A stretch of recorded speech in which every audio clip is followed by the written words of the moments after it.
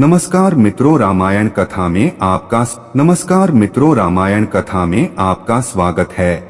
आज हम आपको उत्तरकांड भाग 4 की कथा सुनाएंगे। अगर यह कथा आपको पसंद आए तो हमारे चैनल मान्या धर्मार्थ को सब्सक्राइब करें। हनुमान का जन्म।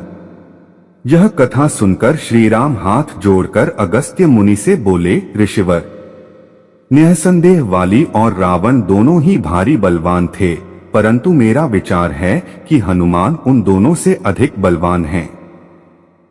इनमें शूरवीरता, बल, धैर्य, नीति, सद्गुण सभी उनसे अधिक हैं। यदि मुझे ये न मिलते तो भला क्या जानकी का पता लग सकता था।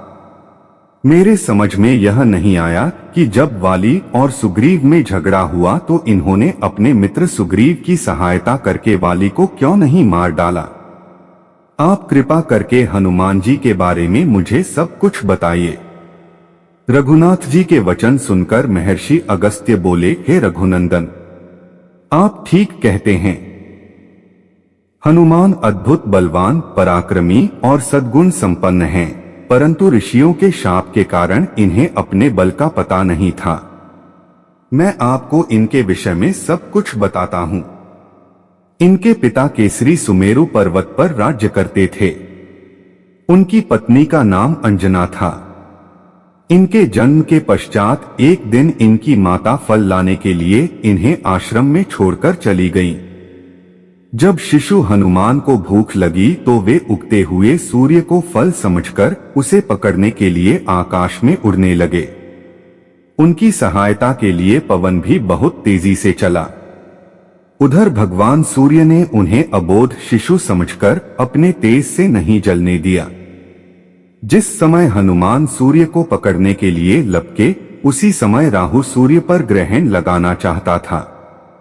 हनुमान जी ने सूर्य के ऊपरी भाग में जब राहु का स्पर्श किया तो वह भयभीत होकर वहां से भाग गया। उसने इंद्र के पास जाकर शिकायत की कि देवराज, आपने मुझे अपनी क्षुधा शांत करने के साधन के रूप में सूर्य और चंद्र दिए थे। आज जब अमावस्या के दिन मैं सूर्य को ग्रस्त करने के लिए गया तो मैंने देखा कि एक दूसरा राहु सूर्य को पकड़ने जा रहा है। राहु की बात सुनकर इंद्र घबरा गए और राहु को साथ लेकर सूर्य की ओर चल पड़े। राहु को देखकर हनुमान जी सूर्य को छोड़कर राहु पर झपटे। राहु ने इंद्र को रक्षा के लिए पुकारा तो उन्होंने हनुमान जी के ऊपर वज्र का प्रहार किया, जिससे वे एक पर्वत पर जा गिरे और उनकी बाईं ठुड्डी टूट गई। हनुमान की यह दशा देखकर वायुदेव को क्रोध आया। उन्होंने उसी क्षण अपनी गति रोक ली। इससे कोई भी प्राणी सांस न ले सका और सब पीड़ा से तड़पने लगे। तब सारे सुर, असुर, यक्ष, किन्नर आदि ब्रह्मा जी की शरण में गए। ब्रह्मा उन सबको लेकर वायुदेव के पास गए। वे मृत हनुमान को गोद में लिए उदास बैठे थे। जब ब्रह्मा जी ने उन्हें जीवित कर दिया तो वायुदेव ने अपनी गति का संचार करके सब प्राणियों की पीड़ा दूर की। चूंकि इंद्र के वज्र से हनुमान जी की हनु ठुड्डी टूट गई थी, इसलिए तब से उनका नाम हनुमान हो गया। फिर प्रसन्न होकर सूर्य ने हनुमान को अपने तेज का 100वां भाग दिया।